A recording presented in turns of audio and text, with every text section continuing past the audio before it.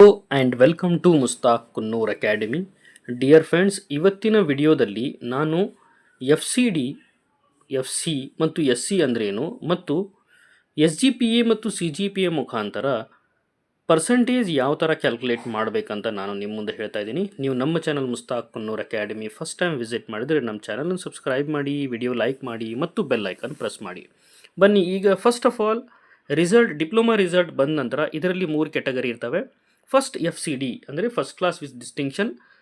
ನಮ್ಮದು C G P A ಒಂದು ವೇಳೆ 7.75ಕ್ಕಿಂತ 7.75 ಮತ್ತು ಅದರ ಮೇಲ್ಪಟ್ಟಿದ್ದರೆ, greater than or equal to 7.75 ಇದ್ದರೆ ಅದು ರಿಸಲ್ಟ್ ಎಫ್ ಸಿ ಡಿ ಆಗುತ್ತೆ.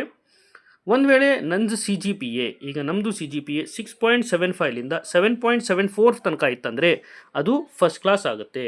ಮತ್ತು 6.74 ಅದರ ಈಕ್ವಲ್ ಆರ್ ಅದಕ್ಕಿಂತ ಕಡಿಮೆ ಅಂದರೆ 6.74 ಅದರಷ್ಟು ಮತ್ತು ಅದಕ್ಕಿಂತ ಕಡಿಮೆ ಇತ್ತಂದರೆ ಅದು ಸೆಕೆಂಡ್ ಕ್ಲಾಸ್ ಆಗುತ್ತೆ. ಈಗ ಬನ್ನಿ, ಸಿ ಜಿ ಪಿ ಎ ಮುಖಾಂತರ ಯಾವ ಥರ ಪರ್ಸೆಂಟೇಜ್ ಕ್ಯಾಲ್ಕುಲೇಟ್ ಮಾಡಬೇಕಂತ ನಾನು ವಿತ್ ಎಕ್ಸಾಂಪಲ್ ನಾನು ಇಲ್ಲಿ ಹೇಳ್ತಾ ಇದ್ದೀನಿ.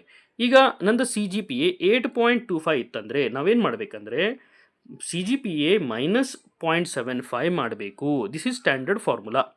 8.25 ನನ್ನ ಸಿ ಜಿ ಪಿ ಎ ಇದೆ, -7.5 ಮಾಡಿ ಇಂಟು 10 ಮಾಡಿದಾಗ ನಂದು ಪರ್ಸೆಂಟೇಜ್ ಬರೋದು ಎಷ್ಟಂದರೆ 75% ಬರುತ್ತೆ.